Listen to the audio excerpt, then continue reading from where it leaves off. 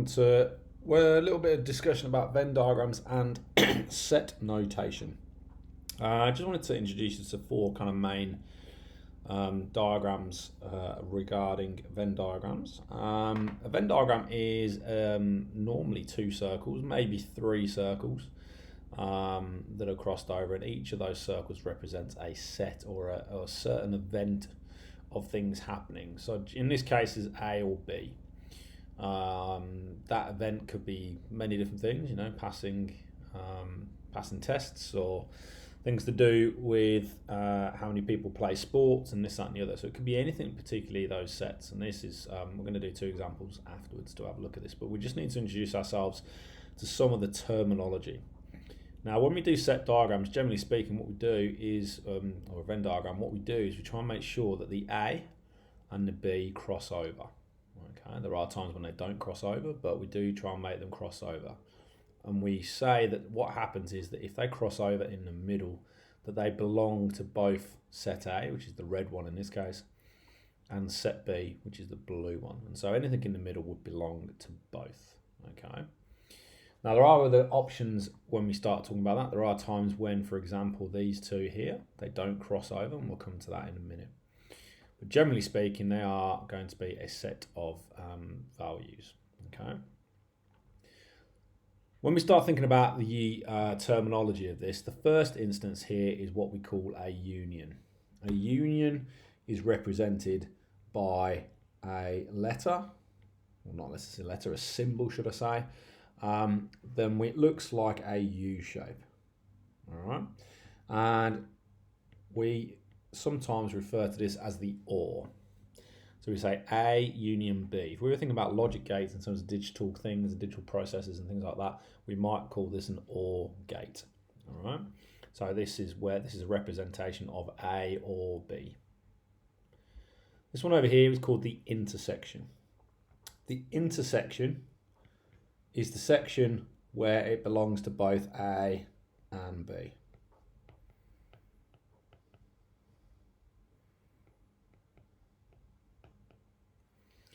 Okay, so that could be a case that if we're thinking about a pack of cards, we could sit there and say that event A was all of the red cards in the pack, and event B was all the cards from, let's say, 1 through to the ace.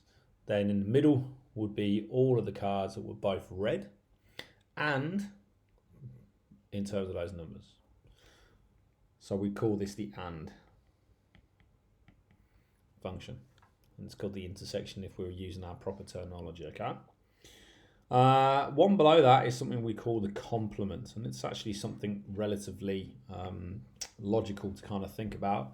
That if everything inside of the circle is belonging to event A, everything outside the circle would belong to the event that wasn't A. So when we say CA dash, this literally means the complement of A, or in effect, everything that is not A. And if we did this as a probability, it would actually be 1 minus everything inside of A. And we'll have a look at some probability questions a bit later on. Okay. The final one is where we have something called a disjoint set. This is where we do have two sets of data, but two sets of things happening, should I say, two events, but they don't cross over. If they don't cross over, what that means is the fact that they aren't possible to happen at the same time. Okay, we call these events mutually exclusive. Okay, an example of a mutually exclusive event might be the fact that we end up using the idea of, let's say that today is Sunday. The event A is the fact of, is it a weekend tomorrow? And B, that tomorrow is Monday. They can't happen at the same time, all right? Or the probability of one particularly being raining and one being sunny. They can't happen. Well, they can't happen at the same time. But the idea is they don't occur at the same time, all right? So A and B is not equal to 0. Or should say is equal to 0. So how do we use that? So this is an example here. 50 students were asked what they did on weekends. A total of 35 said they went to football matches, the movies, or both. Of the 22 who went to football matches, 12 said they went to the movies also. Show this information on a Venn diagram. So we have to break all this information down. And first of all, we draw two circles that cross over each other. Circle A and circle B. In fact, actually, no, it won't be circle A because we can actually call them by particular names. Circle F for football, okay, and circle M for movies.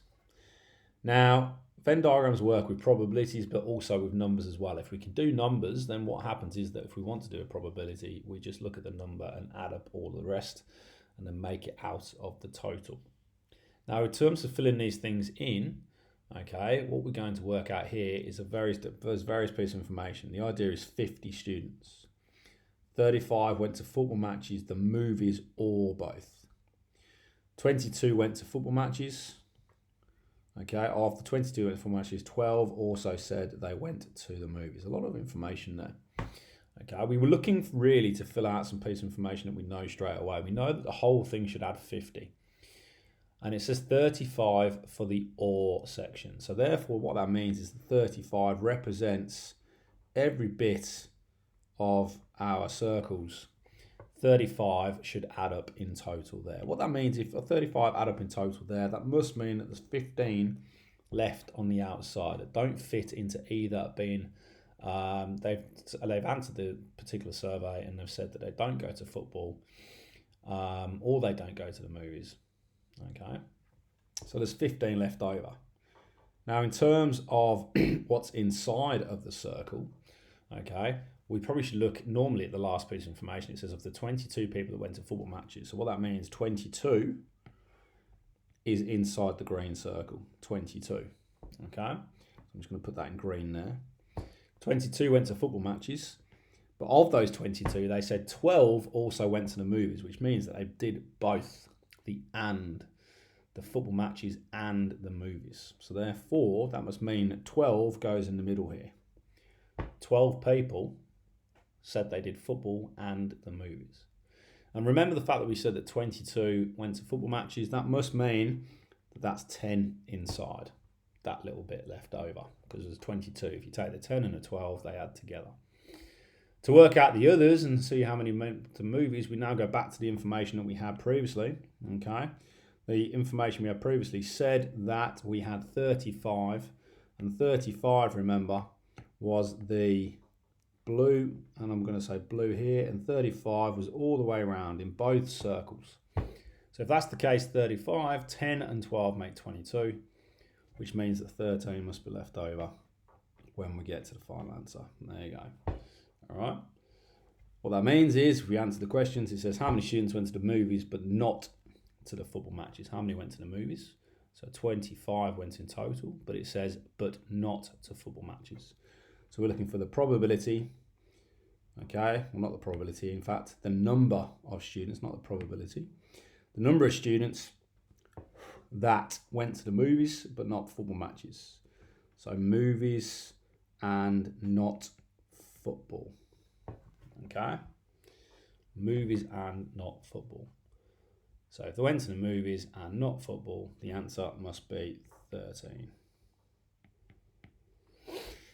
Part B says how many went neither to football matches nor to the movies.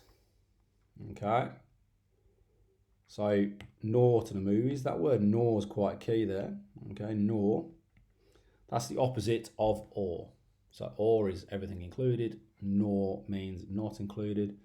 So what that means is we're looking for the or, but then we're looking for everything that it isn't. Remember that dash says it's a complement, it says nothing else. So the or is the bit inside. So in this case, they didn't go to anything. It's the 15 on the outside. Sometimes it's a little bit easier to deal with this if we're not dealing with these particular terminologies, but it's good to kind of get an idea and work in that.